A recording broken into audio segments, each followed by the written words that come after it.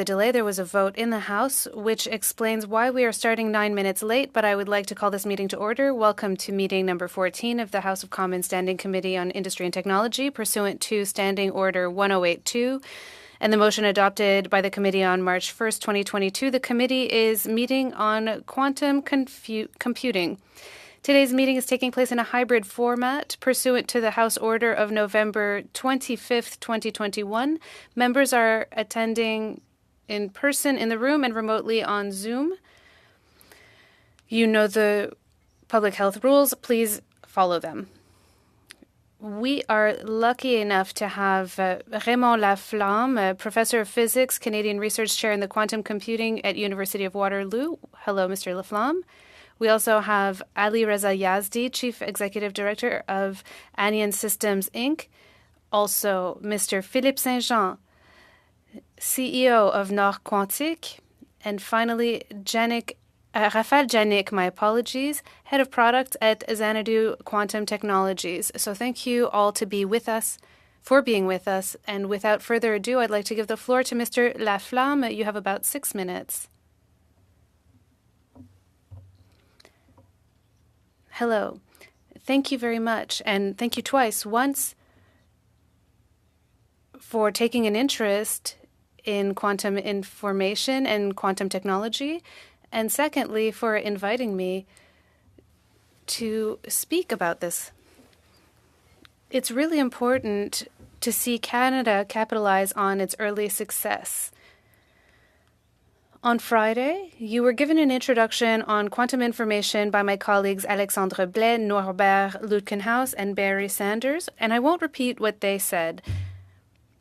They gave an excellent introduction to the field, but I would like to emphasize 2 points that were mentioned Friday, but I think they're very important and bear repeating. It really helps us situate ourselves in the field in Canada. The first point is that the field of quantum information is vast. It tackles questions like how the universe we live in behaves. It goes to a very small scale. And then it also tackles issues like cryptography and its relation to national security. It aims to develop technologies for extracting natural wealth, resources, or solving health-related problems that have the potential of becoming economic drivers in the 21st century. The second point is that quantum information is a marathon, not a sprint. And even though the discipline is still young, the race is already on. Science and technology is an incredible opportunity for Canada. We've been successful at putting Canada on the international map in the last 20 years, but we cannot sit on our laurels. The late Tom Brusowski, past president of NSERC, who I met in the early 2000s and became one of my mentors, used to quote an American technologist who claimed and said again and again that Canada never misses an opportunity to miss an opportunity. So I hope that with quantum, we will prove him wrong. But this can happen only if there's a team effort. And that includes the community, of course, both from the government, industry, and academia, but also everybody who's around at the table today. Mon nom est Raymond Laflamme. My name is Raymond Laflamme. I was born in Quebec. I did a BSc in Laval, a PhD in Cambridge with Stephen Hawking, a Killam postdoc at UBC, and I went back to Cambridge and then spent 10 years at the Los Alamos National Laboratory. In 2001, I was recruited by David Johnson and Mike Lizardis, and I worked with the Canada Research Chair and CFI to build the quantum computing program in Waterloo. 17, and thus for 15 years. The goal was to develop a multidisciplinary institute to push the boundary of science and develop corresponding technologies. The institute had the goals to become a world leader in the research in quantum computing, to begin developing a workforce that understands and can develop quantum technologies, and to communicate the science and the engineering to a broad audience. The institute, called IQC for short, is one of the pillars of the Quantum Valley ecosystem that has been built for the last 20 years. The other partner organizations are the Perimeter Institute, the Quantum Nanofabrication Facility, the Transformative Quantum Technologies Program from the Canada First Research Excellence Fund, the Ideas Lab, which prototypes emerging quantum technology, and finally, Quantum Valley Investments, which help to fund and commercialize the startup that comes out of the research. I believe that building ecosystems are important to sustain the path from quantum ideas to quantum technologies with societal impact. The path is a long chain with many links, and any broken part brings challenges to reach the endpoint. As you heard on Friday, the concept of quantum ecosystems have also been adopted by Sherbrooke and Calgary, and there are hints that Vancouver will also build its own in the near future. I believe that an important role of the national strategy will be to nurture and develop them. I've also been director of the Quantum Information Program at CIFAR, the Canadian Institute for Advanced Research, for 15 years. There, the goal was to study fundamental aspects of quantum computing. The program brought 24 of the best researchers in quantum information, both in Canada and across the world. The program is still running and is a success and is being led by Efrain Steinberg. The quantum community put together also an NSERC network called an innovation platform in 2006, called the Quantum Works, that brought industry, government, and academic researchers together. The program can be thought as the grandparents of one of the national strategy. I'd like to finish by commenting on points where the national quantum strategy should have some focus. One, de-risk the quantum technologies, or help doing so. Two, being strategic and making choices, as there's many opportunities, but the resources are, as usual, limited. De-silo our environment to develop true quantum systems. And we've heard that on Friday. Find more ways to facilitate industry, government, and academia interaction. There's already many of these interactions that are. In fact, my colleagues around the table on the quantum community have some of those. One Qubit is involved with both Sherbrooke and Waterloo. Anion Systems are using the Waterloo Fab facility. Xanadu has hired many of the Waterloo grads, and I'm on their scientific board.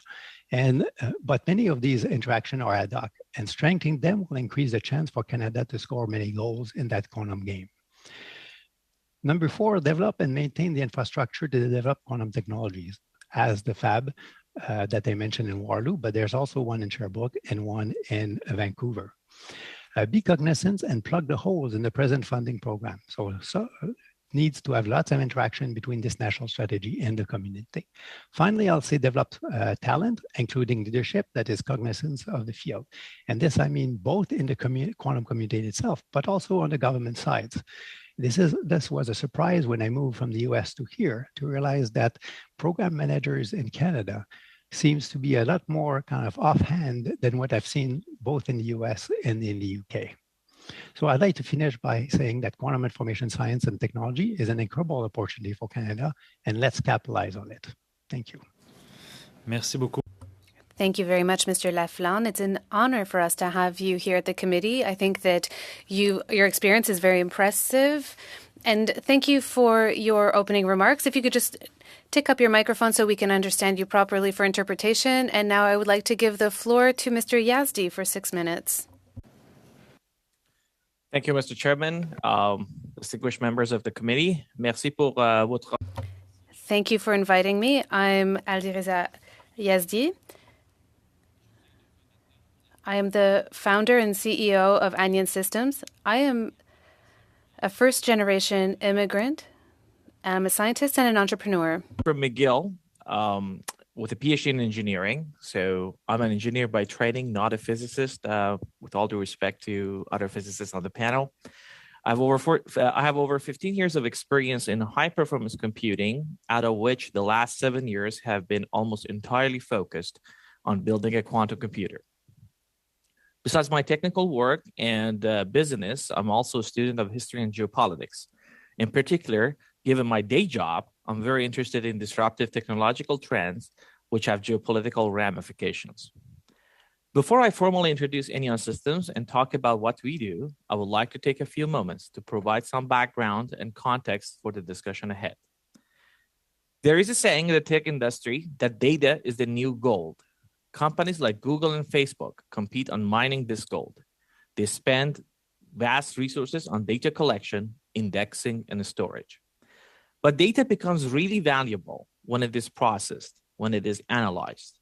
As you know, there is an exponential growth of global data volume. And with that, there is an ever increasing need for computational power. I do not use the phrase computational power lightly, and I do not use it in a mere technical context.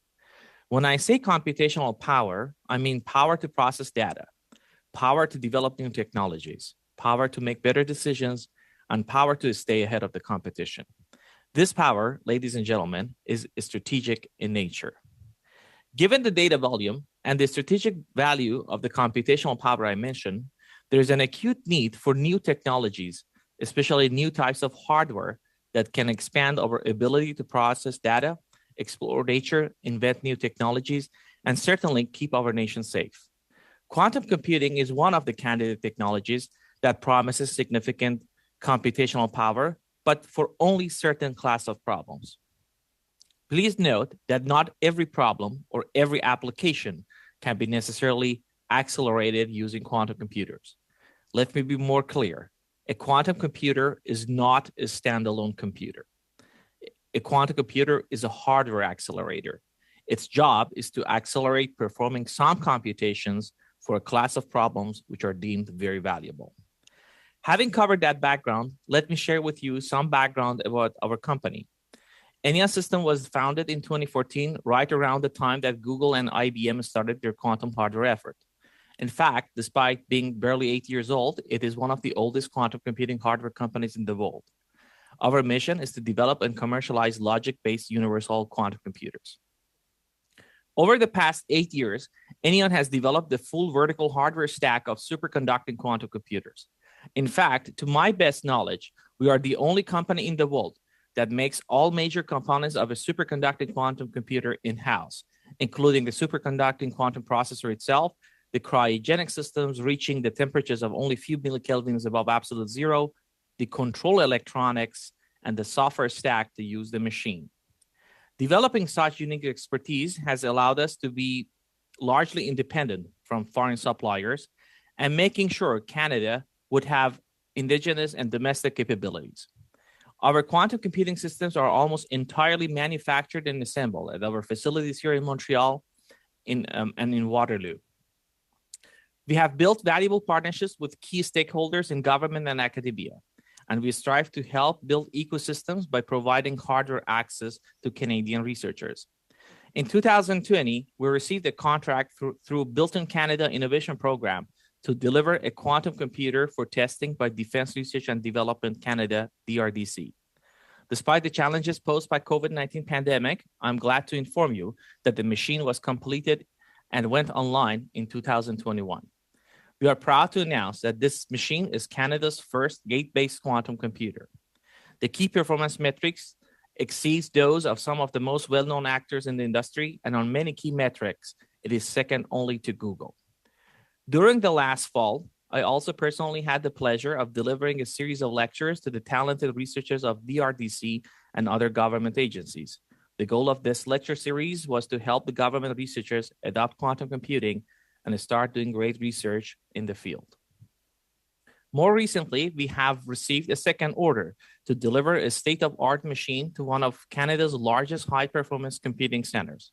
This machine will allow Canadian researchers, both in academia and in industry, to have early access to a highly sought-after technology, enabling them to further build novel algorithms and perform cutting-edge research.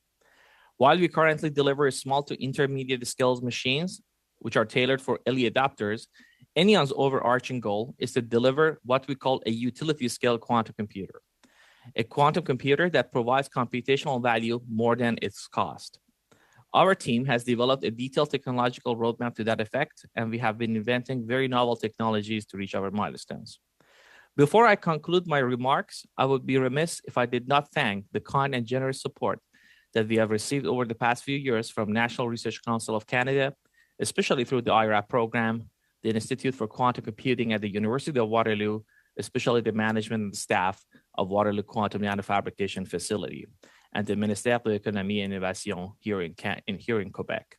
Once again, I would like to thank you for this invitation, and I'm looking forward to our discussion. Thank you very much, Mr. Yazdi. I'll now turn to Mr. Saint-Jean for 6 minutes.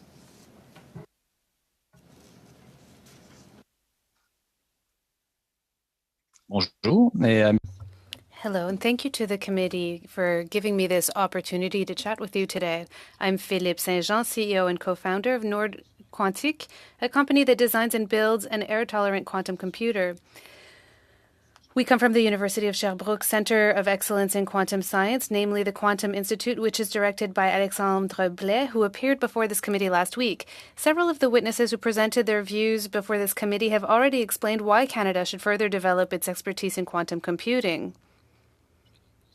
I will therefore focus on the aspects that are particularly relevant to the development of these computers within Canadian companies that are already engaged in the field. It's already been said, Canada can be proud of the quality of the academic research in quantum computing that has emerged from our centers of excellence. The challenge now is to ensure that this expertise is also translated into industrial and commercial success, and therefore to establish what should be the federal government's roadmap in this direction. Our needs are twofold. Yes, of course, access to funds to develop this technology, especially since we're competing with ambitious programs being put forward by other governments around the world.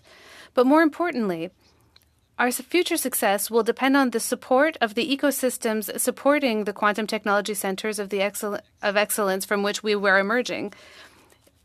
Access to state-of-the-art infrastructures and laboratories, specialized equipment, the experts that work there and their knowledge, and access to, this is very important, the young talent that develops there and that joins our ranks. These are all the keys to our success.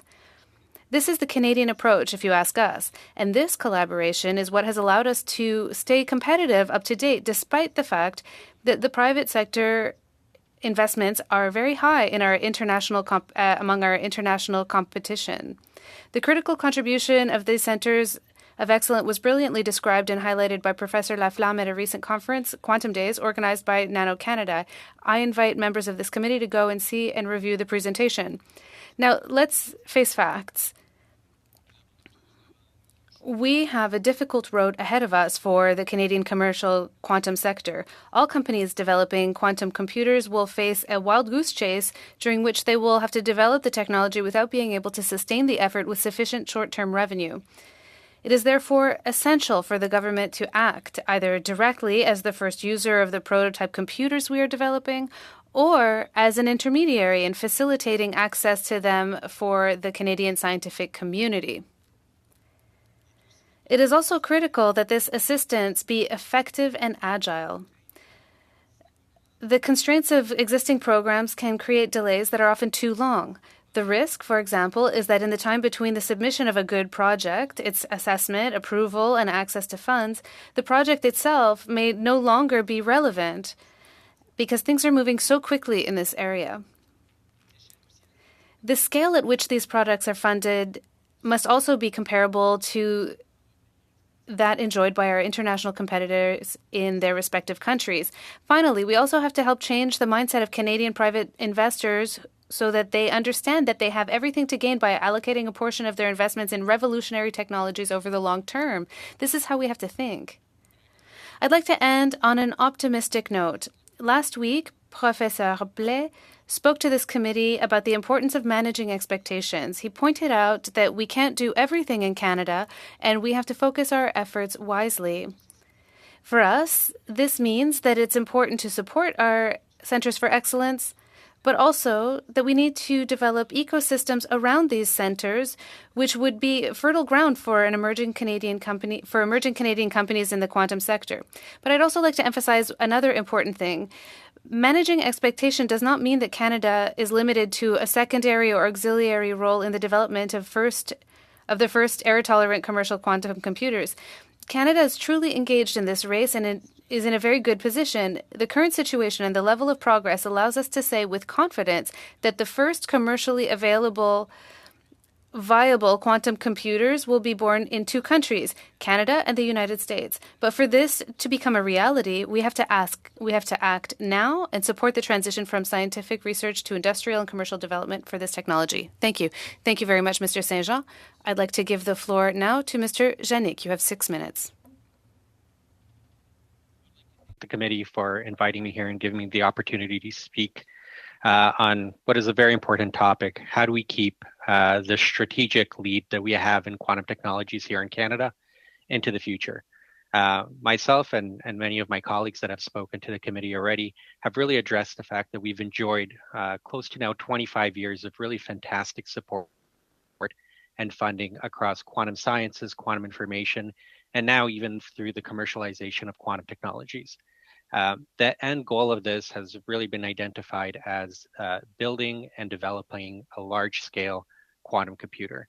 And we've heard a couple different names for this, economically viable quantum computer, but really what we're referring to is a quantum computer with millions of physical qubits, a technology that can solve the world's most challenging problems. This is the goal of many of the people that you may have heard from already. INDU is on this path. Our mission is to build fault-tolerant universal quantum computers. We are now a 6-year-old company based in the heart of Toronto with over 120 employees working on this mission. The majority of us are focused on building the fundamental photonic hardware to deliver this quantum computer. But we also work on the software stack, which is really important to make sure that we get full adoption of this technology as it becomes viable. To date, we have stood up online 7 unique quantum computers across 15 different quantum processing unit generations, and we've gone through 15 different manufacturing cycles with partners across the world. All of this is actually developed directly in our Toronto facility, which is the world's most advanced nanophotonics facility. Approximately every 6 months, we are doubling the qubit count, so increasing exponentially the computational power of a quantum computer. But it is important to note that these quantum computers are still far away from delivering on that true economic value. We believe that the photonics platform has a unique opportunity here over some other approaches to be able to do this. But of course, the jury is still out, and we do not believe that this will be a winner-take-all scenario. The reason photonics represents such a unique opportunity for quantum technologies is that it's already a technology that is well understood in our telecommunications and data communications world. The chips that we develop are easily manufacturable at scale, which is one of the things you will need to actually develop a large-scale fault-tolerant quantum computer. They also operate at room temperature. 90% of our current system operates at 20 degrees Celsius, which means that you're able to iterate and develop a lot faster and cheaper. And also not unique to us, definitely with my colleagues at Nord Quantique, different architectures provide unique opportunities for some of the biggest challenges in correcting errors and ensuring that quantum computers are fault tolerant. All this put together, I would just maybe highlight to the committee that there are many different approaches to build a quantum computer. Each of them come with their own advantages and disadvantages. I'd also like to mention that we do have one of the leading software platforms out there in PennyLane. This is an open source general purpose quantum computing tool that is competing right now on par with that from IBM with Qiskit and from Google with Cirq. Our approach is a little bit different. We've taken a fully community open source approach. Not only do we have corporate partners that are co-developing this tool with us, but also academics across Canada and across the world. As of this year, it has also become fundamental coursework across a few universities, and we're working with the Quantum Algorithms Institute in the British Columbia to also ensure that it'll be able to provide further training resources for the workforce as we continue to build it.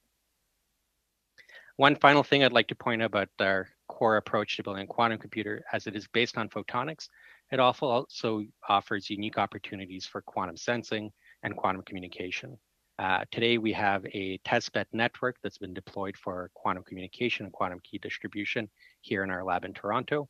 And we've also been developing quantum sensing solutions for the National Research Council through the Innovative Solutions Canada project. With that, I'd like to thank the committee one more time and would be pleased to answer any questions the committee may have. Merci beaucoup, Monsieur Janik. Thank you, Mr. Janik. We appreciate it. So we are ready to start with the first round of questions. You have 6 minutes, Mr. Deltel. Thank you, Mr. Chair, dear colleagues. Thank you to all of you for participating in this very impressive study. I have to say I'm very impressed by the panel we have, and I feel privileged as a member of Parliament and grateful on the name of Canadians. Let's talk about funding and choices. Dr. Laflamme,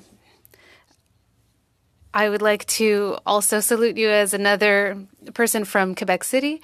We're from the same place. You mentioned earlier that Canada has to make choices and can't do everything. Can you tell us which areas we should focus on immediately?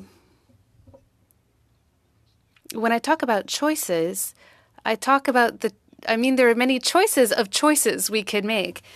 So one of the choices Canada needs to make is to foster quantum ecosystems in Canada. There are many ways that we can fund various organizations, but the way to do it is to have a holistic approach.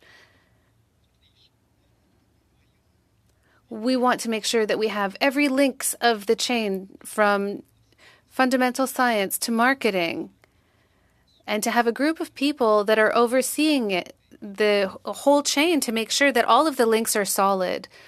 So this is a choice we can make in Canada. It's a natural choice. We already have emerging ecosystems in many areas in Canada. I think that all Canadian quantum information companies can take advantage of an ecosystem system. Thank you, Dr. Laflamme. I'd like to move on then to Mr. Saint-Jean. Mr. Saint-Jean, according to your experience, you feel there are some areas that have more potential than others.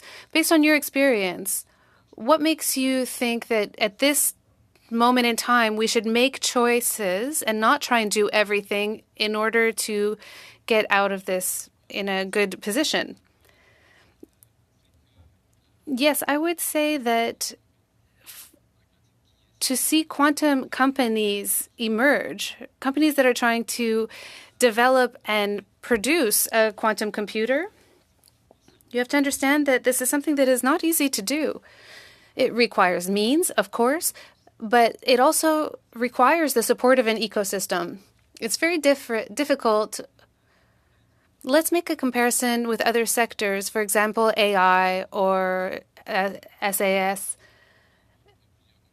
It's possible to see many companies emerge. You know, these companies, startups that come out of a garage, this is not at all possible for quantum computing. So we need to have access to expertise. For example, for our company, we are benefiting from our strategic position in the Sherbrooke market. We need the expertise that can be found here at the Quantum Institute.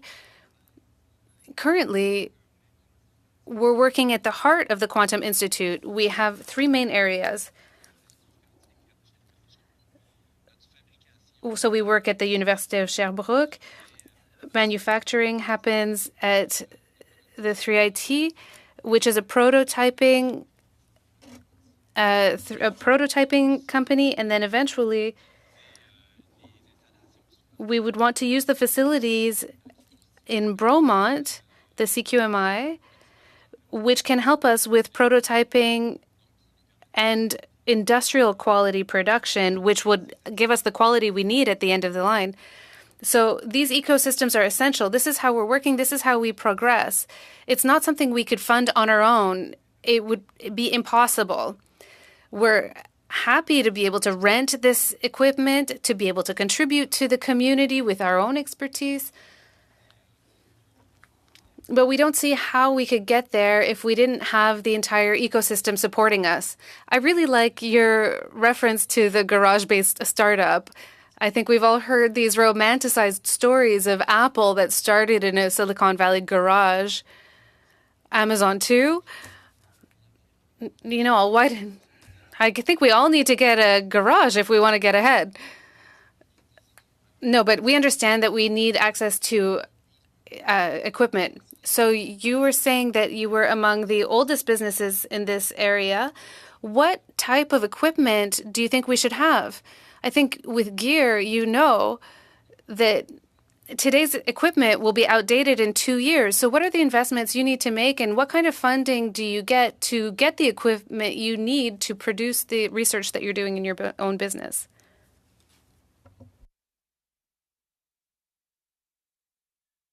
Sorry, is the question referred to me? My question was for you, Mr. Yazdi. I was entering, Yeah. as your business is established for many years, I was wondering what kind of equipment you need, what was the hardware you need to develop your businesses, your company, and how much do you have to invest, and what is the private sector, what kind of role can play the private sector in your business? So I think the part that any company right now in Canada would need, especially if you want to look into the longevity of quantum computing, is access to fab. I remember Mr. Dong's questions on Friday about CMOS. This is a great example of the type of capabilities we have to have in Canada. Unfortunately, after the fall of Nortel, we lost that capability. We have to rebuild that type of capability, not only for CMOS, but also for quantum. This is the part that we actually could be a leader in the world.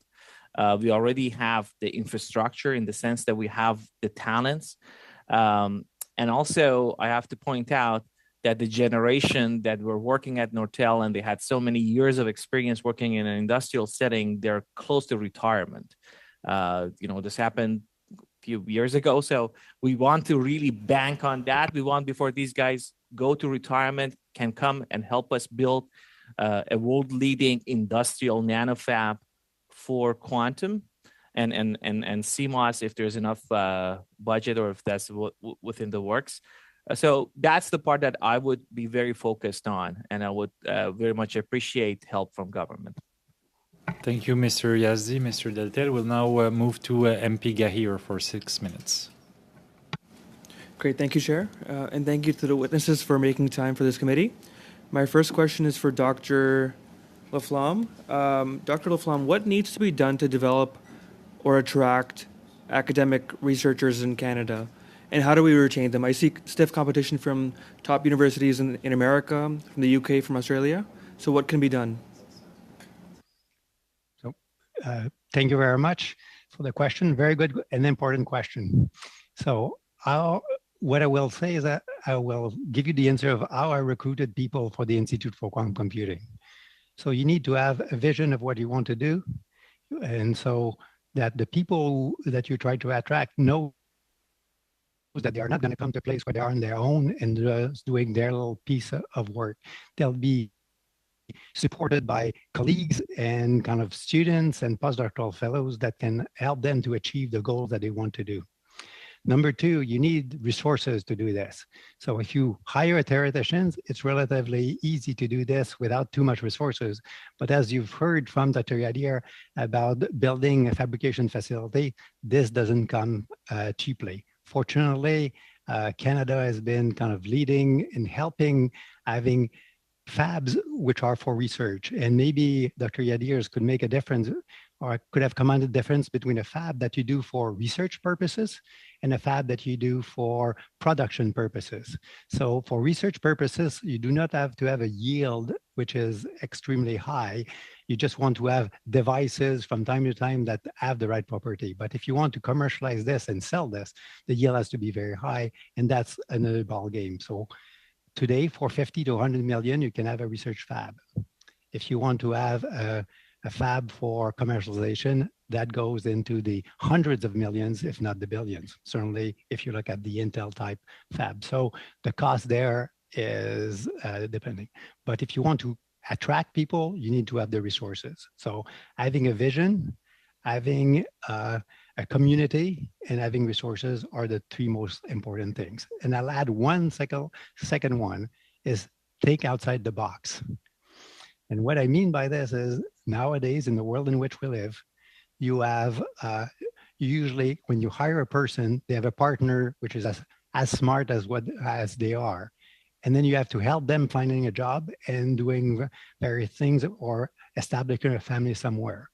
That is where people from the community like you can help, which means if you attract somebody from outside, they need visa, they need support and a certain amount of certainty that they will be able to succeed in what they do. So I have done that in the past, is talk to my local MP, ask them to help me to recruit people to come to Canada.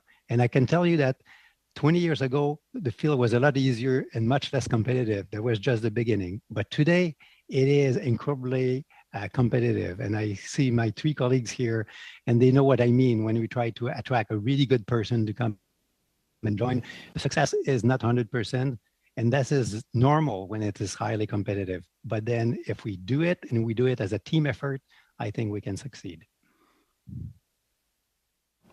Great, thank you for your answer. I can see very clearly why immigration policy needs to work in conjunction to keep and attract and keep academic talent. My second question is also for you. What's the benefit of international cooperation on research, and how do we balance security concerns and IP protection with this benefit? So this is, again, an excellent question and a hard one to answer. So the first part, why do we need to have international collaboration, is that we have very smart people in Canada, but we are only a small proportion of the population of the rest of the world, and there are very smart people around the world. So we can take advantage of their knowledge, and by having collaboration, typically on the research side, that helps very much. Once you start to the commercialization, things do become a little bit more complex, because then you need to want to have national security issues being involved and also IP protection in both of them. And we know that around the world, there are different countries who are very aggressive to learn about what we're doing here in Canada. So we have to be sure that we have help. That's another thing which I've learned working in Canada. In fact, working at a national lab in the US, then definitely security concerns were something which were kind of up there. When I arrived here in Canada in 2000, very little, although I would like to thank people at CSIS and at CSEC for their help in kind of ensuring that what we do in Canada is protected in the right way. Great, thank you. Thank you very much. We'll now move to Mr. Lemire for 6 minutes. Merci, monsieur. Thank you, Mr. Chair, and thank you to the witnesses. Thank you for everything you're contributing to our study. I would like to say that I've been coming out of my comfort zone in the last weeks, but it's reassuring to hear you. I'd like to start with Mr. Laflamme. I was surprised when you mentioned this. You said that we're in a marathon, and I really felt like it was a mad dash and that we had to end first. But when we think about a marathon, it's a long-term endeavor that you have to save your energy for, and then there's other moments where you really have to open it up. So can you tell us more about this vision and the Canadian strategy that you envision?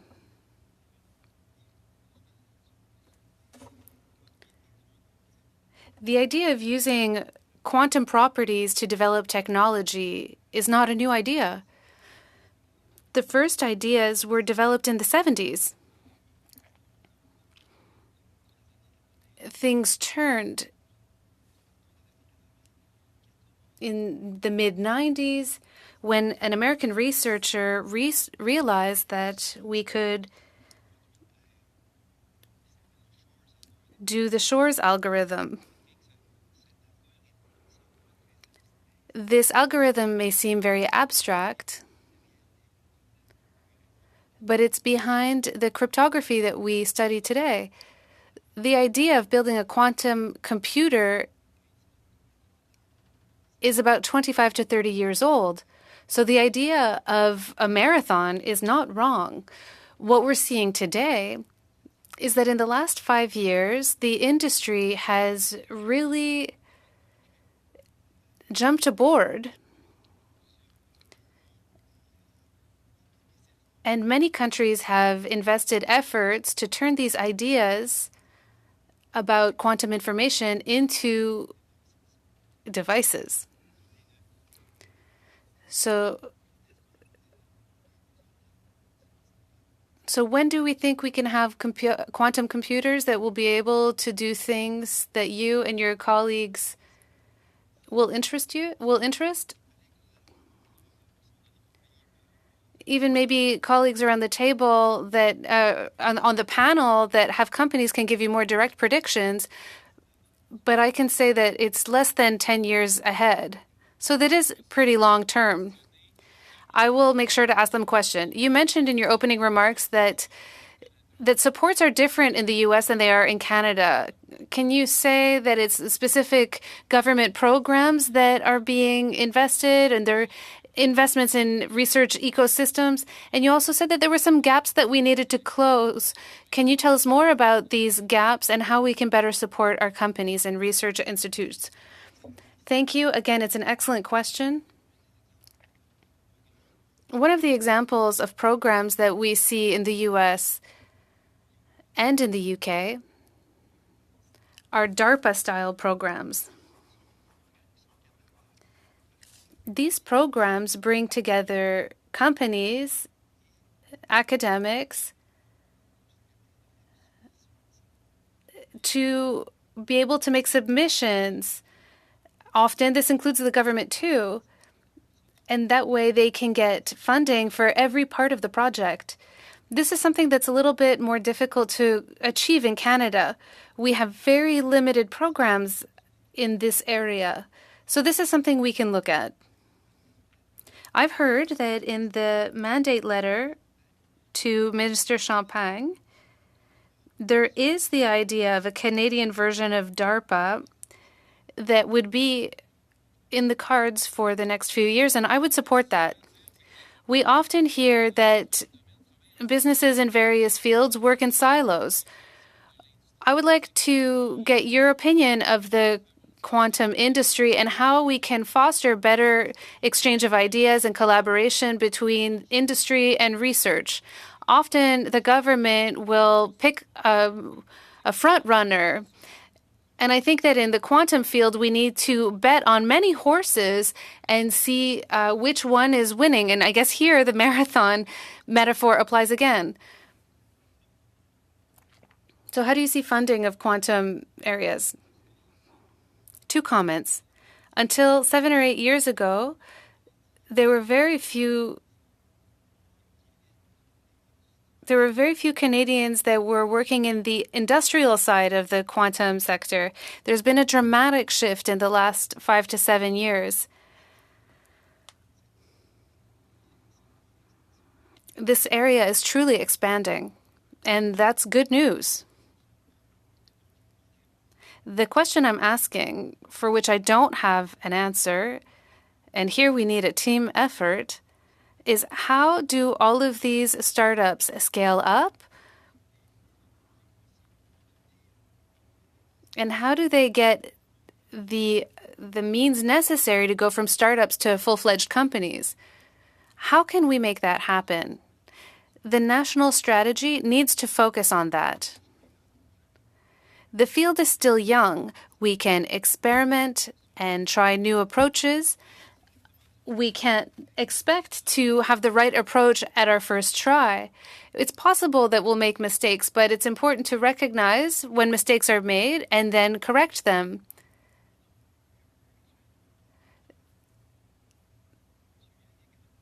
It's the idea of error correction, which was mentioned earlier on the commercial side.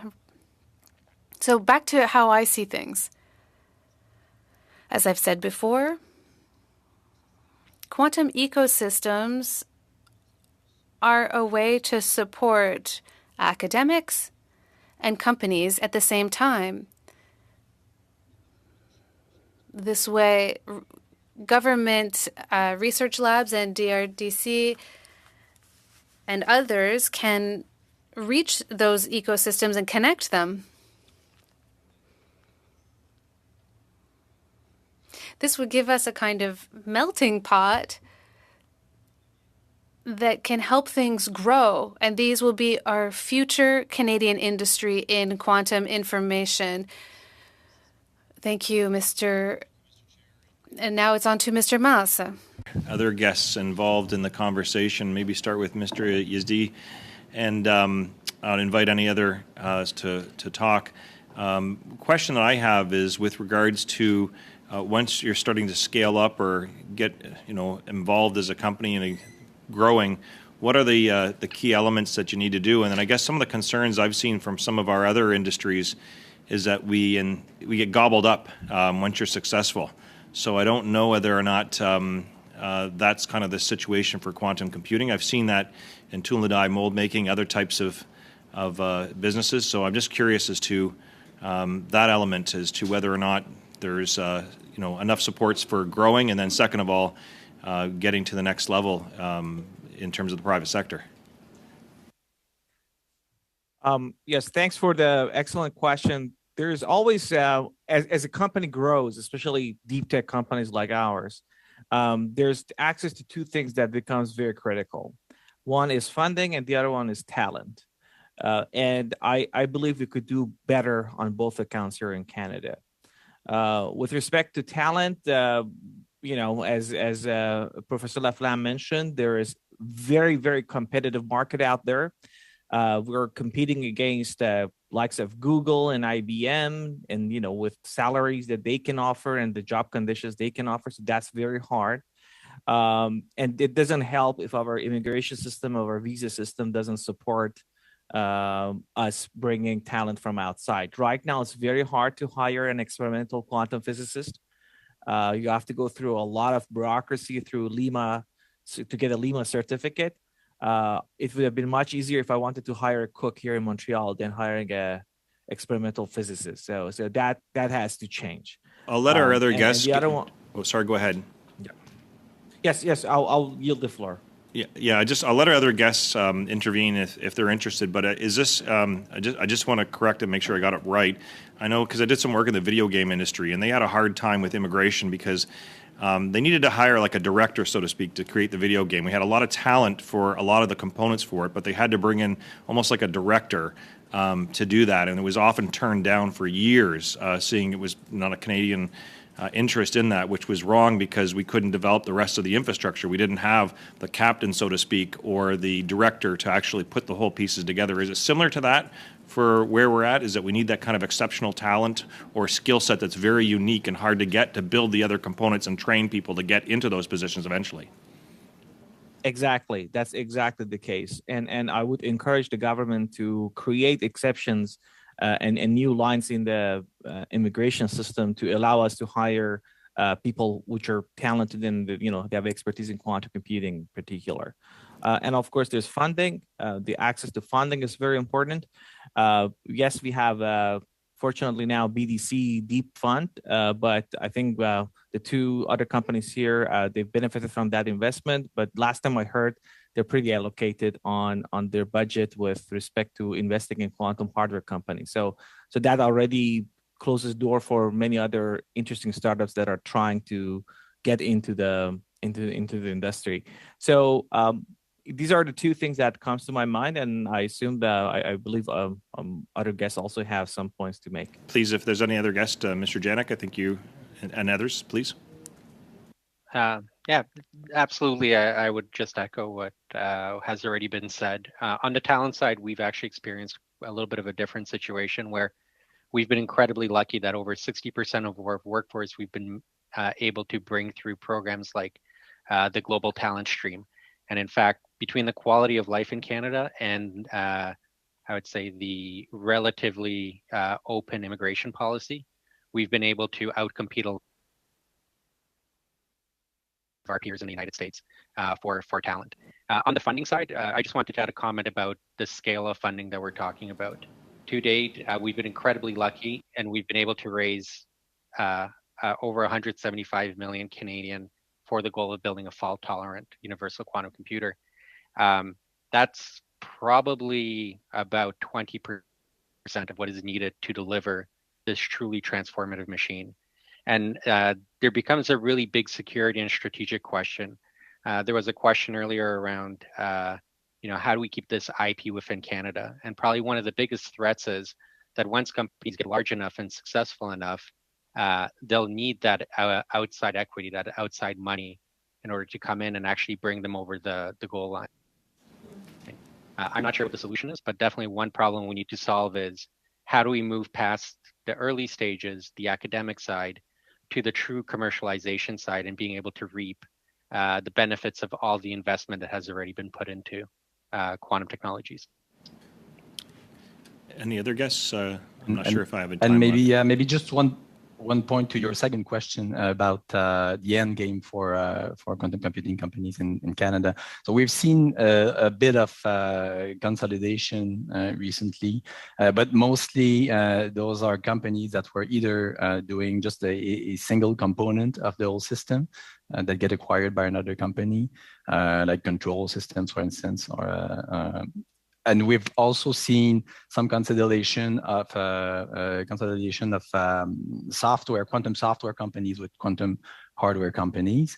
Not so much companies being gobbled up per se, like someone building a quantum computer and being acquired. It's not something that we've seen so far. It doesn't look like it's going to be happening anytime soon. But to the point of Mr. Janik, this will be a question of, do we have the capacity to fully fund the full story ultimately? Thank you very much. We'll now move to MP Gray for 5 minutes. Great. Thank you, Mr. Chair, and thank you to all of the witnesses for being here. My questions are for Dr. Laflamme. There is a patent box policy presently in place in Quebec, and do you think implementing a patent box policy around quantum computing would be beneficial to keep investment here in Canada and protect IP? Thank you very much for the question. I am not sure what a patent box IP policy is. Living in Waterloo, Ontario, and I'll point out that Waterloo, the university, has a very interesting IP policy, which is the researcher owns the IP policy. And yeah, thank you. If I can just interject, it has to do with intellectual property assets. So looking at quantum computing perhaps fitting in within that category. So who would own that patent box? Well, maybe we'll move on and we'll send you a note separately. But it has to do with the actual assets of a company and looking at how quantum computing might fit into that. So, but I'll move on because I've got limited time here. Another question that I wanted to ask you was: there's been reported concerns that the emergence of quantum computing will require a need to update standards for encryption algorithms to ensure they are secure from any potential attacks, in particular hacking from nefarious sources by quantum computers. Would you say this is a concern? And how should the federal government approach this to ensure encryptions are secure? And specifically, if there's any policies or laws that we might want to be considering around this? So, the very good question. And the answer is yes, the government should be concerned, as when we will have a quantum computer, the algorithms that they are using for cryptography today will all be broken. So we should all remind ourselves that what we are transmitting around the world today through the internet will be broken once we have a quantum computer. Fortunately, and it's not because I want my colleague to slow down on their goal of building a quantum computer, but I do not believe that this will happen before at least 10 to 20 years from now. And the federal government should think about moving from the algorithms that they are using right now to new algorithms which are quantum resistant. And there are efforts both at CSIS, and in the US and the National Institute of Standard and Technology to go in this direction. Great, thank you. I understand in Budget 2021, the government intended to develop a national quantum strategy, and they've held consultations. Were you able to participate in those consultations or roundtables? Although I was not in the consultation by themselves, I was part of the executive committee who put a proposal for the budget 2021. And so I was part of a proposal that was put together asking the federal government to fund a national strategy. So I definitely had some input in that document. Great, thank you. Were there any potential pitfalls which the federal government should be aware of when developing a quantum strategy? And then just to tag on to that, are there any lessons or policies that other countries are using around quantum computing, something Canada should pay attention to and look at replicating here? So Canada should have its own strategy. It should not follow what other people are doing, because if we follow what other people are doing, let's say the United States, they have a lot more resources than we do.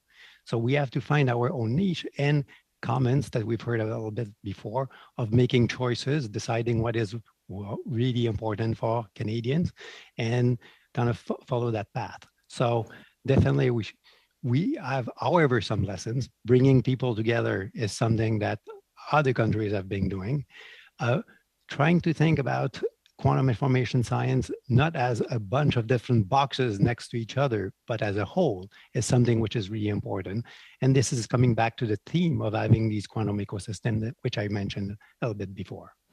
Great, thank you. One more quick question here. I wanted to ask you about privacy. How would the emergence and adoption of quantum technology affect Canadians' privacy and protection of personal data? And what privacy laws do you think we should be updating and looking at now? There's two parts of privacy. One of them is, can we communicate privately with each other? And the codes which are used to secure your bank accounts are the same one that are used for private communication. And those, so this encryption methods will have to be upgraded. The rest, once we have this, there's not that much different from a privacy point of view of what you have without quantum computers.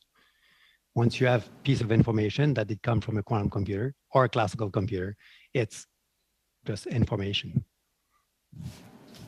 Thank you very much. We'll now move to MP Lapointe for 5 minutes. Merci. Continue with the line of questioning started by my colleague MP Gahir. I think these are key areas where government and policy can actually be helpful. My first question is to Dr. Yazdi. So you have both research and business knowledge in the quantum field. And on your website, you made an interesting statement that you recognize the newly emerging field of quantum computing lacked tools to engineer large-scale systems. And so because of those lack of tools, you had to draw from expertise. You had to be very innovative and draw from your expertise in high-performance computing to develop those tools. So in terms of economic development and supply chain for hardware, what challenges do you see, and what can government policy do to help with those? Yes, thank you very much for the excellent question. So I'll start with the second part of the question, which is the supply chain. And because supply chain is what keeps me awake at night, and I mean it in a literal manner. These days, our FPGA chips are 52 weeks back order. So this is very serious. Right now, in the United States, they're looking very hard at the supply chain of quantum computing. And this was one of the reasons at Enion back in 2016, we decided that we're going to make every component of a superconducting quantum computer internally. For example, when it comes to cryogenic systems, there's only two companies that are making, commercial grade cryogenic systems. One is in Finland, the other one is UK, and they could easily be bought by other competitors, and that's very detrimental to the future of our industry. What I recommend the government do is to do the same exercise that our partners in the US are doing, looking at first choose what priority technologies you want to invest in, and then try to secure that and bring them to Canada. I mean, I think what pandemic showed us is even having masks and PPEs could be strategic. And, in the time of need, you can't get it even from our friends. So I would look at, supply chain very, very carefully. And I would highly recommend we consider our chip fabrication as the Achilles heel of this, both on the classical side on CMOS and also on quantum side, which I think we could actually be our niche in the global market. Right now, we are as competitive as any other country in building superconducting or other type of quantum devices. So this is the part that if I could recommend, government take a very good look at and choose and think about making this a priority. Okay. And as a follow-up, so clearly establishing downstream ecosystem opportunities to support a quantum sector is necessary. So what types of supply chain supports are needed by your sector? So in the industry that we are in, one is the cryogenic system. We make it ourselves. There's electronics, control electronics, microwave electronics. Right now, the biggest supply chain is that comes from the United States. And then it comes to nanofabrication that right now we're using shared facility at Waterloo. Again, the Achilles heel of all this goes back to right now is electronics and building what we call field programmable gate arrays, FPGAs, and ASIC chips. And this is not only Canada. The whole world is dependent on Taiwan to a great extent, especially the foundries at TSMC. And that is a geopolitical, I believe it's a geopolitical Achilles heel. Point, because if China tomorrow decides to invade Taiwan, this could melt down a lot of economic sectors across the world. So this is something I think we should really think about also in a bigger strategic and bigger economic context than just quantum. Okay. How much time do I have left? About a minute and a half. A minute and a half. Okay, so quickly to Mr. Fersman. In terms of having qualified individuals at all levels of a quantum sector development in Canada, what's the number one thing you suggest Canada do to not only attract but develop the talent here as well? Sorry, to whom the question was asked? So what do you suggest we do to attract as well as develop the talent here in Canada? Well, I assume I'm going to answer that. So one thing that I highly recommend is we look into partnering universities and industries to make sure the training they're receiving in academia matches the needs in industry. Unfortunately, this is one of the areas we have not been great at, especially in basic science, where quantum is actually emerging from that. So quite often we see people graduating with PhDs doing on research on topics that are not exactly relevant to what we want, but that's what we have to work with. And then there's a lot of training on the job. So I think this could be another important point in hopefully in our national strategy to find ways to make sure the universities and have a insight about what the industry needs in short and long term. Thank you. Merci, Monsieur Yazdi. Thank you, Mr. Yazdi. Thank you, Mr. Chair. My question is for Mr. Saint-Jean first. Thank you for your speech. You said you wanted to finish on a positive note because that made me react. It implies that there's a lack of optimism in the industry. I'd like to hear you expand on that. You also mentioned that you're always looking for short-term cash flow or sufficient funds. What about approval delays? The approval delays that are so long that projects are no longer relevant before they're approved. This is very important for the support we think of providing for the industry. So how would you like a program to support you, to allow you to produce when you're ready to get there?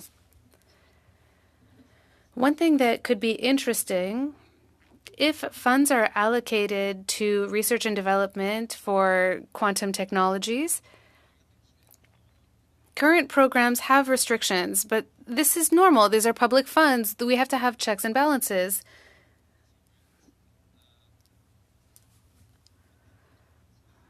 So one way that we could consider working is to have amounts that are pre-allocated to an organization that is led by industry specialists or sectorial specialists. They're already experts, and then they're better able to assess projects and to make sure that the funds are sent towards the right recipients.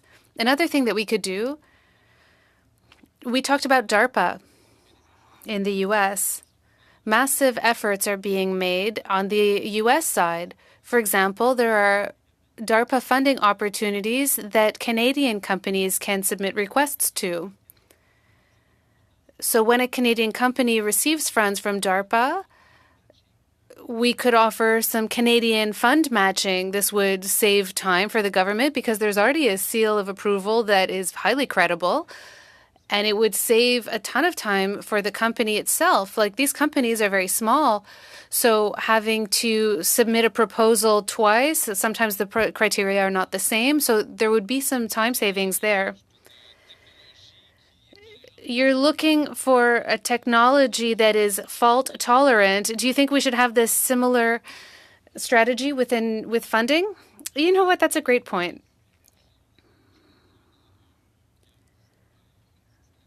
There's a new investment fund that's attached to the BDC.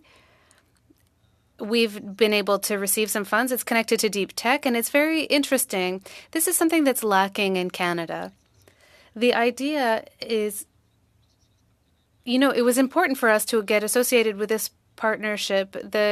It's a longer-term partnership. So an investment fund in tech is usually over a 10-year timeline, 10 to 12 years. We have to be able to think longer term than that for quantum technologies. So this is something we'd like to see more of in Canada, especially at every level of funding. It's easy to find small-scale funding, like startup or pre-startup. It's not easy, but it's doable. And then the following steps come with greater challenges. Xanadu has arrived. We're really happy to see them arrive. They're a great example of what can be done in Canada, but they're also received support from international investors. We also have a European investor. So this is the context. At each stage, there needs to be support, and we need to think about them now because these companies are growing. Thank you. I was going to interrupt you. I doubled the investment in time that we offered to Mr. Lemire, and now the floor is on to Mr. Maas. Thank you, Mr. Chair. That's a good investment. So it was a good exchange. Maybe Mr. Laflamme, you might be able to answer this question the best. With regards to international students, how do we do with regards to retaining them? I think our country hasn't done a great job. I represent the University of Windsor and St. Clair College, where we have a lot of international students, and there's a big debate about the costs that they have and what they incur when the debts they have, paying a higher price. But there's also a debate about how we actually can bring those individuals who want to stay in as Canadian citizens. And there's been a lot of success because they have a lot of invested community connections at that point in their education. I'm wondering whether in quantum computing we're seeing that now, or is it too early, or has it been happening? What's going on with their international students? Because there's losing talent, but there's also bringing in talent. Absolutely. So I would say that looking at my 20 years of having come back to Canada and looking at the students that are coming from the outside, coming to Canada, things have been incredibly impressive. Interestingly, and maybe this is only one point of data amongst a lot, there were very few people from the United States who would apply to do a PhD at Waterloo in quantum information in 2002, 2003. And now we see kind of a much larger number, 10, 15, 20% some years. So definitely we've made a lot of progress, and I think that relates to the strength of quantum computing and the reputation that we've built during that time. Now, to keep them around, I think my colleagues in industry might want to put a little bit more word on this. So at university, they come and they do a master's degree, a PhD, and sometimes a postdoc, and then they have to move on. Like we don't keep them after that, and it's good for them to go and move from one location to the other. So, but in the startup scene around certainly Waterloo, I've seen many of the students were able to turn their, I do not remember the number of years you have to be in Canada as a student to become a permanent resident, but I've seen many of them trying to do this. Now, this process is often cumbersome and hard, and maybe there are better ways to make it more fluid so that colleagues in industry can hire these students more easily and therefore get a better talent pool to develop quantum technologies. I think I'm out of time, so I'll get the second part of that to the other panelists in my final round. Thank you. Exactement. Merci, Monsieur Mas. I'll now Thank you, Mr. Mas. for 5 minutes. Thank you, Mr. Chair. And I would like to come back to Professor Laflamme and follow up on some of the questions that my colleague, Ms. Gray, was asking. Professor Laflamme, did I hear you correctly that once quantum computing technology becomes widespread, all of our current internet encryption and decryption will be obsolete? Yes. So the algorithm behind the encryption that you're using to log into your bank is something that a quantum computer will be able to break easily. So therefore, the relationship between quantum computing and national security is obvious in that point. Now, okay, and is it correct that the same algorithms that I use for my bank are also used by the military? Most of it. So it is possible. There are algorithms that remain safe against quantum computers, but these are more complex algorithm and use very little. But the military, both in Canada, the US, Western, and even China and Russia, knows that this is coming. So there will be a change in cryptography, and this is something which is really important that the Canadian government follows. And people at CSEX are definitely in the know of what is happening. Okay, and I believe I also heard you say, excuse me, that Canada will have, for lack of a better word, perfected quantum computing technology in the next 10 to 20 years? I think I will leave this to my colleagues in the industry, from the industry, to really say this. Maybe I should put it in a slightly different way. It would be rather surprising that we would have a quantum computer which is fault tolerant before roughly the next 10 years. But I'll leave the words to my colleague, Dr. Yazdi, Saint-Jean, and Yannick, if they want to make some prediction. There's still a crystal ball prediction in all of this. But as we look at the progress around the world and in Canada, that would be the best guess I would do right now. Do you have a best guess as to how far away the Russians and North Koreans are to developing these technologies? Very, very hard to make a guess. I would only be able to make some comparison from the academic point of view. North Korean would be surprising they would develop a quantum computer. They do not seem to have that type of expertise and technology. The Russians have a strong group around Moscow, but they were very late in the game. So I would fear more from the Chinese point of view than the Russians at present. And you also mentioned that once you came back to Canada that you had to work with CSIS and CSEC to increase security measures around our quantum computing research. Can you expand a little bit as to whether those security measures are adequate in your opinion? Any security measures can be improved, but the work that they have been doing has been incredibly good to be sure that what has been discovered in Canada remains or owned by Canadians. So I thank them profusely for their help and kind of pointing out weaknesses that were around. Okay, very good. I'd like to maybe switch over to Dr. Yazdi next. Dr. Yazdi, you have successfully delivered a quantum computer to the Department of National Defense as of last year. Is that correct? Yeah, the mission is completed, and we're in the process of onboarding some of the researchers. And would I be correct in assuming that cryptology research is the primary purpose of this computer? I cannot comment about it. I thought you might say that's a very good answer. I have to say. What can the government be doing to improve the state of quantum computing at the Department of National Defense?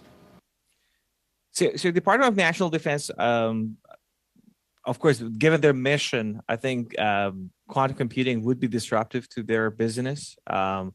Professor Laflamme mentioned the potential challenge a quantum computer may pose on encryption.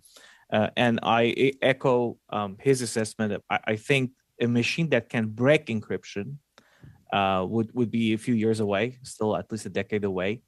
It doesn't mean a quantum computer that is useful would be so long away. It could be, we could have a smaller scale machines doing some other stuff that could be relevant to Department of National Defense. But encryption is probably, or decryption is probably a bit of a longer time horizon here. That being said, the question is what type of post-quantum encryption algorithms we're going to adopt, because some of the information that is being exchanged right now throughout the government network is probably have a shelf life of more than 10 to 20 years. So you want to essentially secure them right now, because if they're being collected by an adversary and they can wait, in their storage for, whenever the quantum computer comes around to be decrypted. So the sooner we can adopt the right technology to improve our encryption infrastructure, the better it is for the security of our country. And of course, access to hardware could be, for example, used to test some of these algorithms. So these are the areas that I think could be relevant to the mission of the Department of National Defense. Okay. Thank you, Mr. Cram. I'll turn it to Mr. Erskine Smith for 5 minutes. Thanks, Joel. My question's for all of our witnesses, and we'll start with Mr. Laflamme. The government's consultation around a national quantum strategy, there's a What We Heard report that we have in our hands so far. And as part of that What We Heard report in relation to commercialization, it states, when addressing support for quantum companies, there was consensus that government should remain inclusive and not pick winners at this time, as quantum is a developing sector. At some point, Canada will need to make a strategic decision whether to support a few large players or projects or many small ones. So I'm looking for comment on the strategic decision that Canada will have to make at some point, according to the What We Heard report.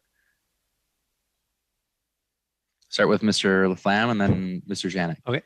So again, it's a hard question, because what we are re-asking is to predict when we'll be able to, when will we know that the technologies are ripe enough so that we can make that decision.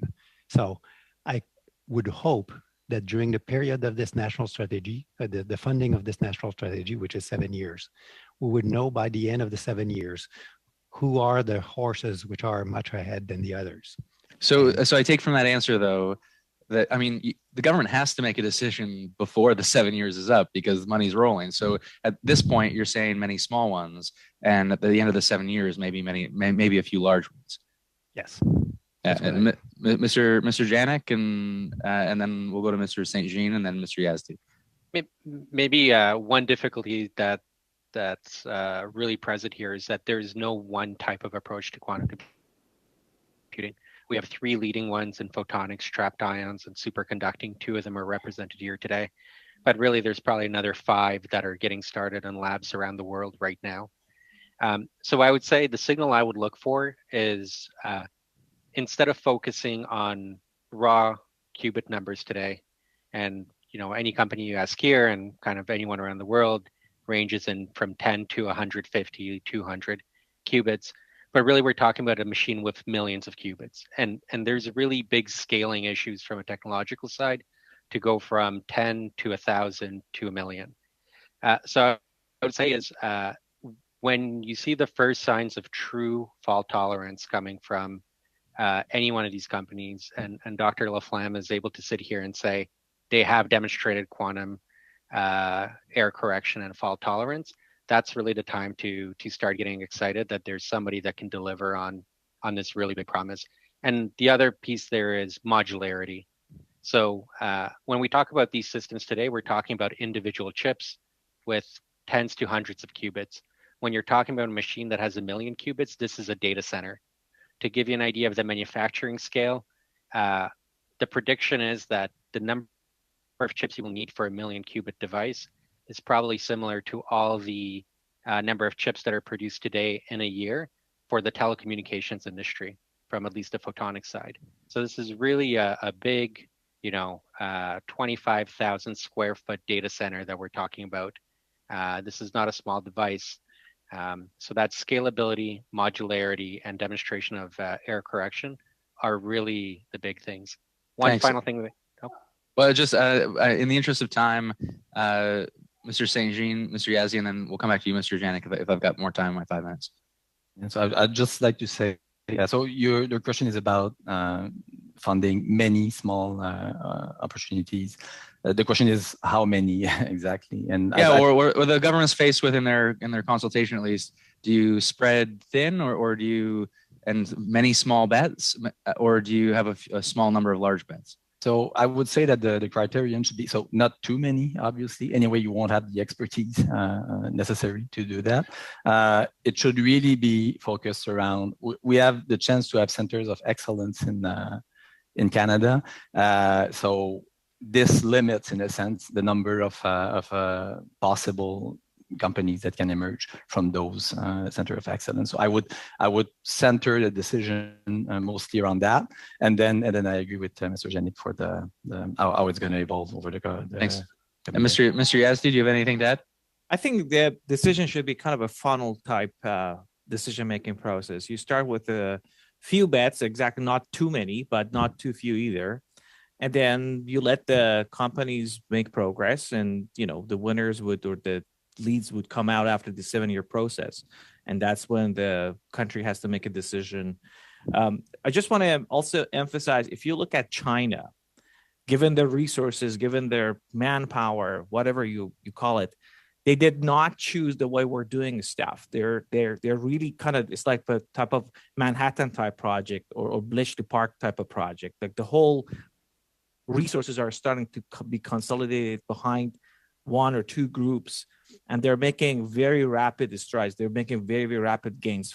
5-6 years ago when we started, there was essentially nothing in experimental superconducting qubits in China, and now they have a 65 qubit chip bigger than that of Google's.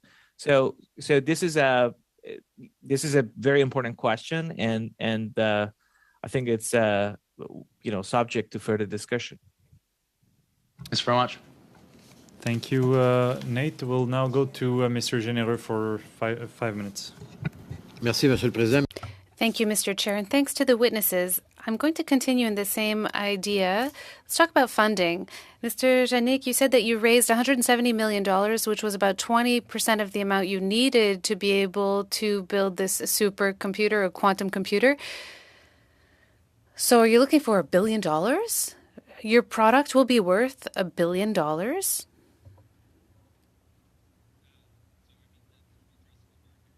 Computing right now is estimated at $65 billion when we deliver a fault-tolerant quantum computer.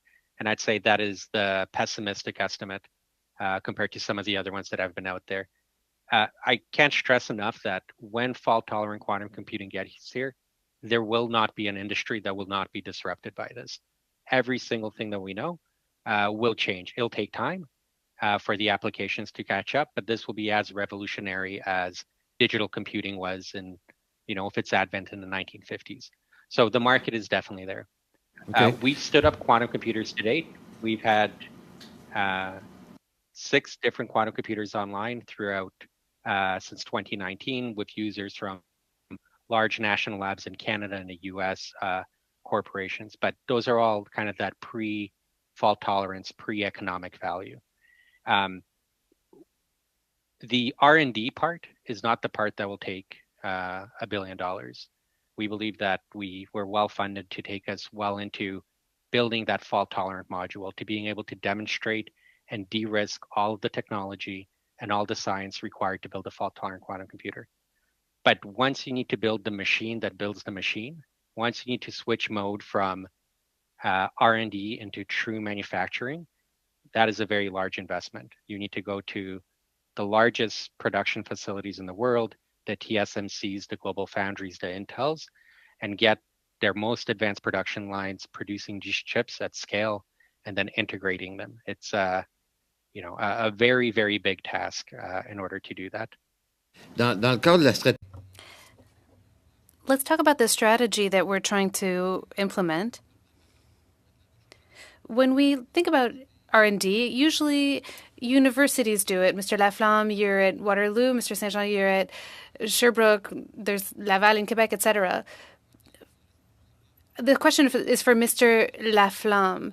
Should federal funds go to universities and then the universities do the research and then the training and then can work with the NRC or organizations in Quebec and then lead into marketing? Because companies want federal funding, but if we had one pool of money, if there was a pie, which percentage of the pie should go to university R&D and which portion of the pie should go to private industry? Excellent question. My first comment is this. Funds should be distributed in such a way as there's a positive interaction between universities and industry. Building a quantum computer is incredibly complex. Universities can build prototypes, simple prototypes. They can demonstrate principles, how things work, but integrating all of that to build a quantum computer has to be done by the industry. And the simple reason for this is that in universities, there are students that are coming in to do master's degree or PhDs. It takes 3, 4, 5 years to get through the system, but it takes much longer to build a quantum computer. And we need that continuity in building a quantum computer. The national strategy should really consider a combination of universities and industry and not to think of them as separate. This comes back to the quantum ecosystem we were talking about before.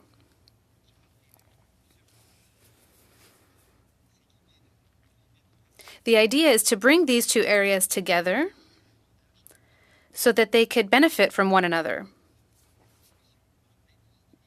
Distribution of funds between industry and the academic field should depend on the project and the size of the project. Is this more about research or is this more about integration and construction fabrication? So if you're asking me for a number, I'm sorry, your time is up.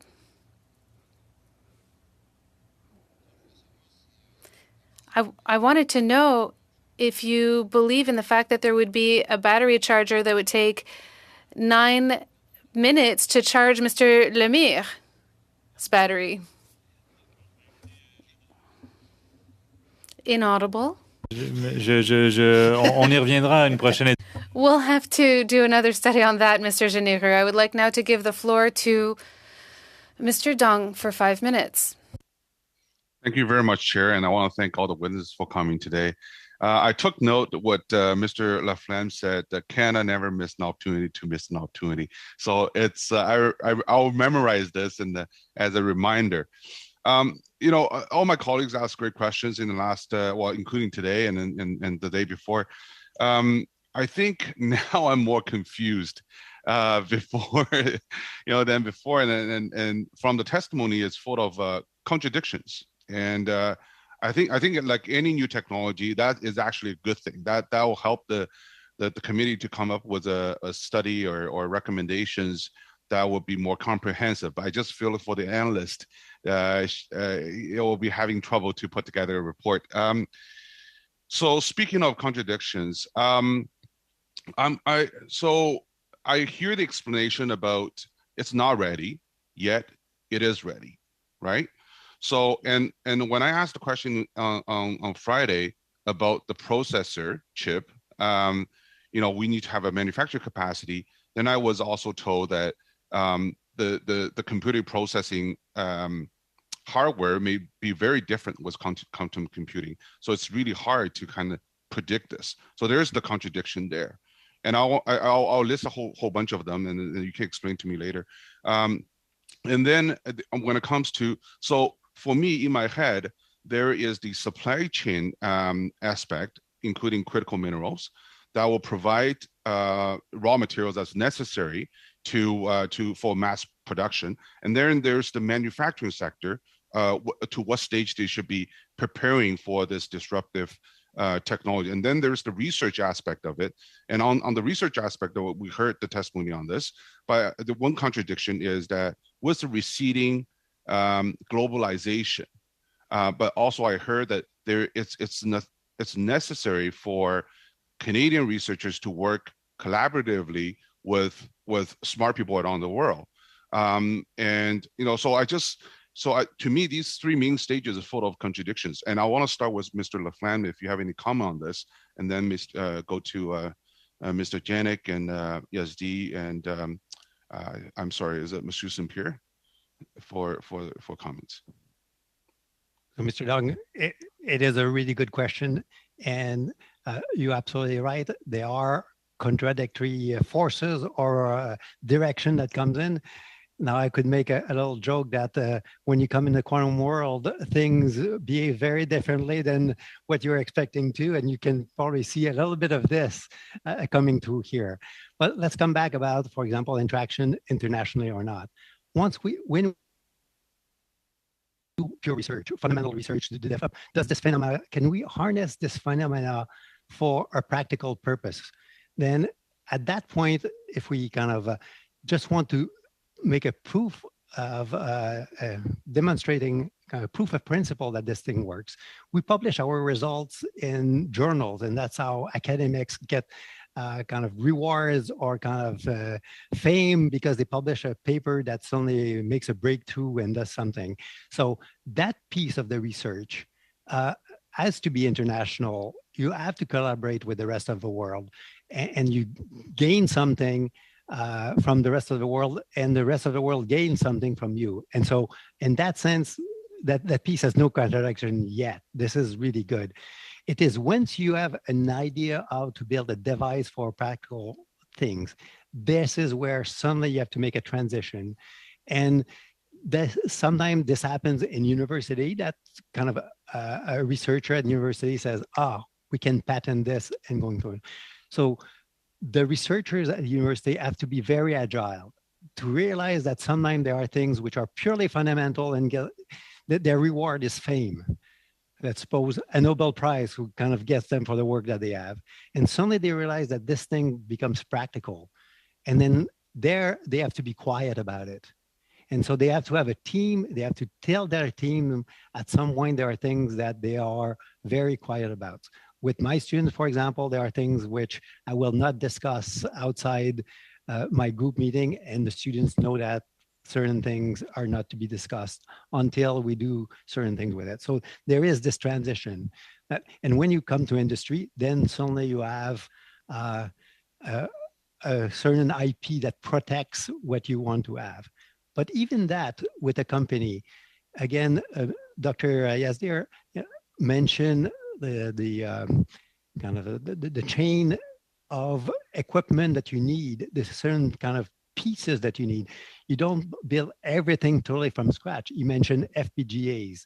Suddenly this, you rely to the global chains around the world to provide some of these pieces. And so you cannot be totally isolated. And in fact, you should not be totally isolated because suddenly you realize there are better ones than the one that you knew about. And you learn about this with your colleagues around the world, that suddenly there's somebody who does this little chip there somewhere, let's say in Austria or in France or somewhere in the US or in Taiwan, that helps you kind of making a leap and control what you have in your lab. Thank you. So I want to make sure that others have a bit of time. I'm afraid that's not going to be possible, Mr. Dong. We're already over time, but it's a very interesting answer, and I thank you, Mr. Laflamme, for this. We'll move to Mr. Lemire for 2.5 minutes. Merci, Monsieur le Président. Thank you, Mr. Chair. I would like to continue with Mr. Saint-Jean. There's something I'm very intrigued about with regards to quantum technology. I'm trying to understand how these computers work. This is also connected to electricity consumption. Are we in clusters that this is using data and energy, endlessly using energy, or is this something that generates its own energy? What are the energy consumption needs in this field compared to others? No, we're not expecting anything like that, but I do have to temper this response with the comment that was made earlier by Mr. Janik. There's many ways to build a quantum computer, and this can depend on the technology that's used. We're using supraconductor circuits. There's advantages to this because it doesn't generate heat. The processor doesn't generate heat. And then there's an entire technology behind it to control this, which is still operating in a traditional way. But it's difficult to predict how things will end up in the end. The interpreter would like to signal that the connection is choppy.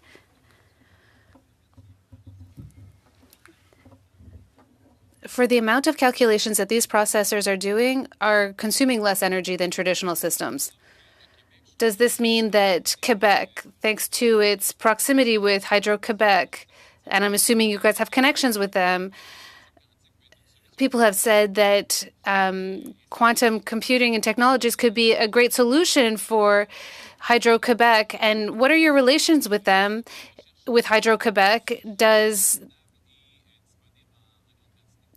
Is the availability of energy something that you're thinking about? I wouldn't say that this is an essential point. I understand what you're saying about Hydro-Quebec. I think it's very interesting. It would be an interesting subject to study, but I think there's a matter of energy consumption internally. Well, no, I think we should think about energy and quantum technology. With regards to energy, I'd struggle to answer. I think I'd get criticized if I did. Thank you. Now the floor goes to Brian Moss. I want to return to the question, maybe to the private sector. With regards to young students in Canada that finish their education, are you getting many of those people coming forth? Or are you, like my office alone, I've had an immigration staff. On 2002, I brought somebody in 1 day a week. They're up to 4 days a week right now because of the processing. And there's a real problem. Actually, the government's got a real problem because they only have 5 cases a day, and I got about 2,000, 3,000, 4,000 cases. But I'm just wondering whether or not you're getting young people that are foreign students and having issues and keeping them. Mr. maybe Janik first, and then go from there. Yeah, I mean, we've been incredibly lucky in being able to attract young talent ranging all the way down to actually high school. We had an intern a few years ago that started with us. They're now pursuing their undergraduate degree and have continued to work with us throughout the summers. So I'd say access to high quality talent at all levels has been great for us. I think it depends on the roles. One thing we're really lucky with is the fact that we also have this big software layer that we're working on. It has a big community focus as well. So we're able to engage people earlier in developing content for universities, for high schools, in roles that are much more applicable. Some of the roles on our hardware side, unfortunately, do require 10 years of experience in labs like Waterloo to make sure that they're able to actually move the needle forward for us. So I'd say we're not hiring nearly as many young people and catching them as early as we would like, but most of that is just based on the skill sets that they're coming with. Maybe one other thing, we do leverage a few different programs. Sometimes the overhead of programs like MyTax is often more than the value that they drive to us. So we've been working hard with those organizations to reduce that. But very often we just prefer to hire directly as opposed to partake in certain programs. Great. Perhaps a similar comment on our side. We do have interns working at Narcotic who are at their undergraduate level, for instance. So this is a fantastic way to get them to start acquire knowledge as well as they grow. We also have collaborations with master student and PhD students in joint projects, and we even have part-time employees who are finishing their PhD as well. So this is also a great way to do that. Yes. Actually, I think this is an excellent question and very close to my heart. Being a first-generation immigrant, I came here to Canada to do my graduate work in I-State. So I do relate to a lot of those young folks that you talk about. So my comment is, it's getting in the past recent years, becoming a bit hard for people to stay in Canada, simply because once they graduate, they still don't have any really status, any permanent status in Canada. They have to apply for postgraduate work permits only for 2 years. And quite often the immigration process takes way more than 2 years. That's very stressful for many of these young talents. And they prefer to go to places that either is less stressful in terms of immigration, or if it's as stressful, at least the pay scale matches that stress. I highly recommend the government to reconsider its immigration programs, at least on the STEM, science, technology, engineering, and math fields, and make sure before the student graduates as a PhD or master's degree, they have their permanent residence in their pocket. That's the best way to guarantee the talent that we spend NSERC money on stays in Canada. The exact testimony I wanted. So hopefully government listen. Yeah, no, that's a very good point, Mr. Yazdi. I feel like saying amen. I will turn to Mr. Cram for 5 minutes.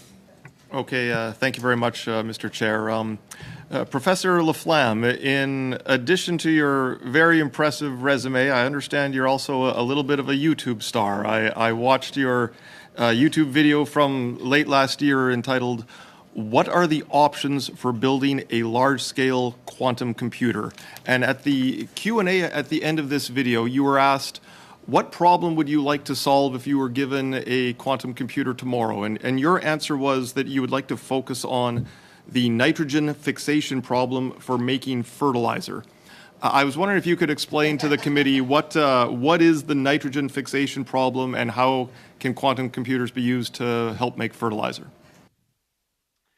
So thank you. Very good question. And this is one of the questions that the quantum computer might help us to answer. So what's the nitrogen fixation problem? Is turning fertilizers into, turning what we get out of the ground into fertilizers which are useful. And it turns out that takes about 3 or 4% of the energy budget of the world. So if we can improve this by 50%, suddenly we can reduce the budget energy of the world by a few percent, which would make a dramatic impact on things like global warming. And have you shared this idea with Fertilizer Canada or any other stakeholders such as that? It is shared with certainly the quantum community across the world. So definitely a group of people are looking at this as possibility. And just in tongue-in-cheek, I'm waiting for my colleagues Yazdi, Saint-Jean, and Yannick to give me a quantum computer so I can go and make this happen. Okay, very good. I would like to just maybe shift gears to Dr. Saint-Jean. Dr. Saint-Jean, in your opening statement, you talked about how the government should act as a first user of quantum computers. I was wondering if you could give some examples of practical applications that the government could use in government operations for quantum computing. Yeah, sure. So there are certainly questions relating to optimization that could be relevant. There's research done in material science as well, where and we have discussions with NRC on this subject, actually. Yeah. So what else? Pharma is also a field where we expect that we can explore solutions. So that will be with essentially toy problems, as we call them for now, because those systems are not quite at scale yet, as we've mentioned. But those are the kind of issues that we can start to explore with either NRC or the RDC. And Dr. Saint-Jean, would you include cryptology for national defense purposes in that list as well? Sure. Well, as my colleagues mentioned earlier, this is probably a little further down the road. Those kind of problems would require really full-scale, utility-scale, fault-tolerant quantum computers, and at a large scale. So we see this as a little further down the road. What can be done, however, is there are also companies interested, especially on those algorithms. So they're doing quantum software, if you want, or quantum algorithms.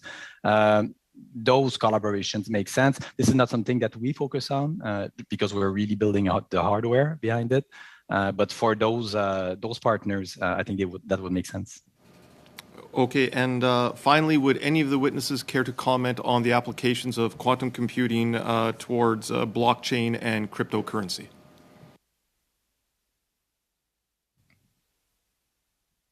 I would pass if you don't mind. I can make a comment. It's a question we get surprisingly often. It's the same algorithm that underlies some portions of the blockchain technology. For Bitcoin, for example, the public key RSA encryption is used within that stack. But just like we know approaches to remedy the encryption problem, and it's a matter of implementation, the same thing is present with the impact on blockchain technologies. So we know the solution. It might be a little bit painful to implement, but it's a matter of actually doing it now as opposed to new technological breakthroughs to be able to secure those technologies. Okay, thank you very much. I see I'm out of time. Oui, merci. Je vais me permettre. Thank you. I will take the liberty of asking you a few questions. It's the chair's prerogative. Mr. Laflamme, this was mentioned by others as well, but you said that algorithms can resist quantum computing. For the benefit of anyone viewing at home, what does that mean when an algorithm can resist quantum information? Finally, some math and some science.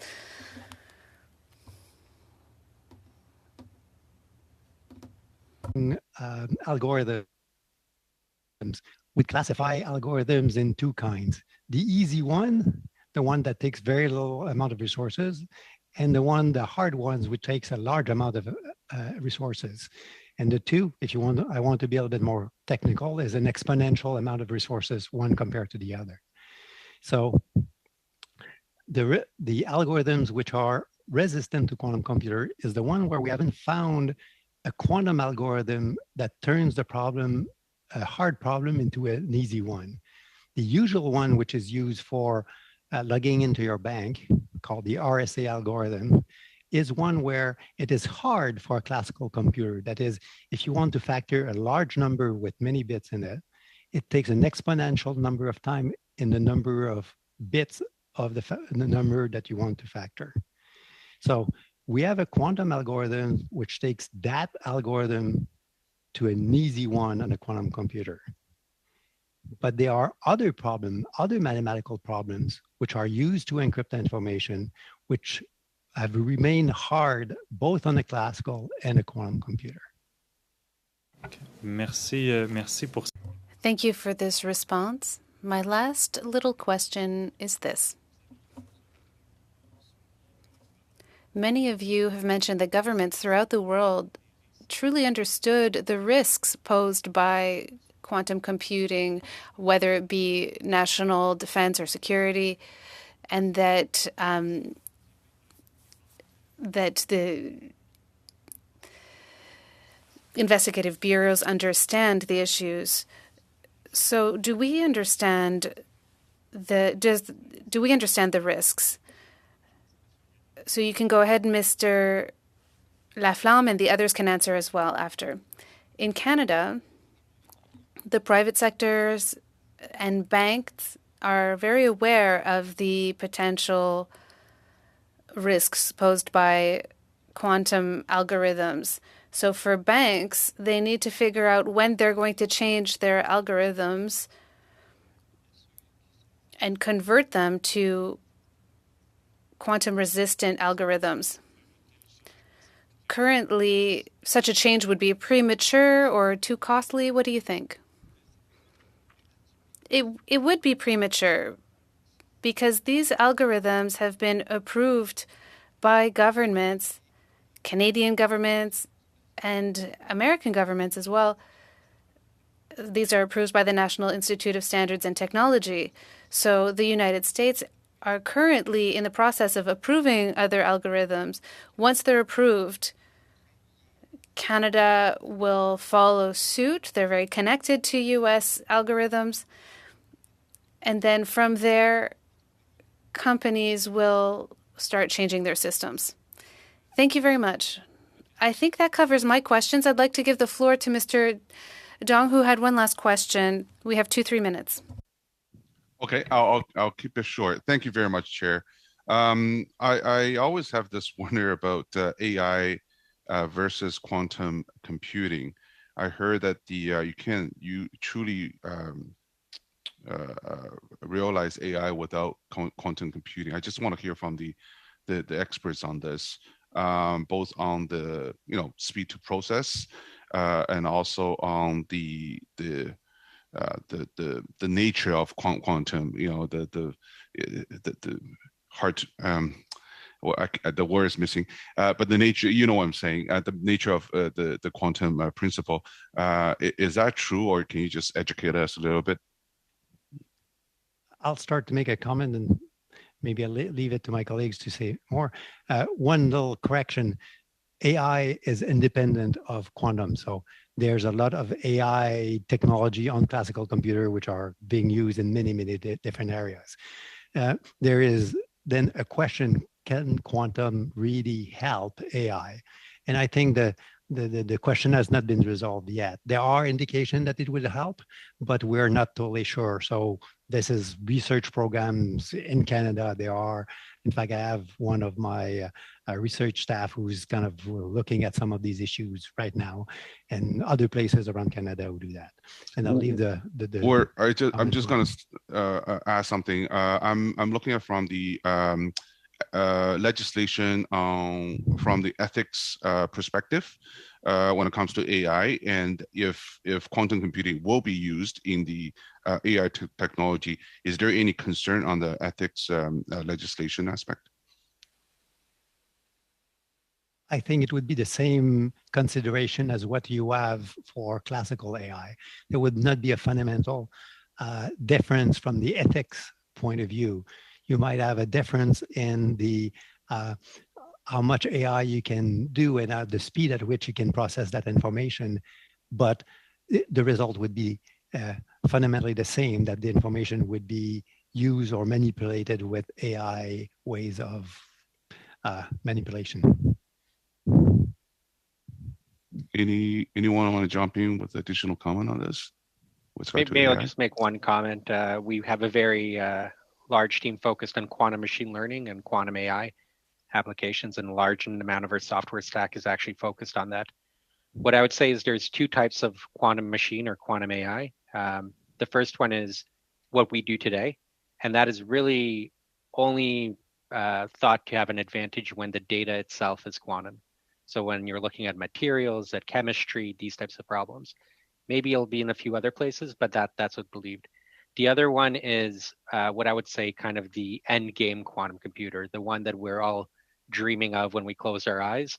That one will be able to accelerate just fundamental basic operations that will actually speed up machine learning and AI applications. But this is something that is further out than just a fault-tolerant quantum computer. There are a few additional components to that type of quantum computer that probably put it outside 15, 20-year type of road map. So I'd say for the next decade or two, the impact of quantum and machine learning AI will probably be limited to problems with quantum data. Merci beaucoup, Monsieur Dong. Thank you, Mr. Dong. Thank you all for this great meeting. I think I can speak on behalf of all members of the committee to thank you kindly. It's been very interesting. We've learned a lot, and I think it's important for Canadians to better understand this technology, and for governments to be prepared. So thanks for your insight. It's helpful in our study. I wish you all a very good end of the day, and this meeting is adjourned. Thank you. Thank you.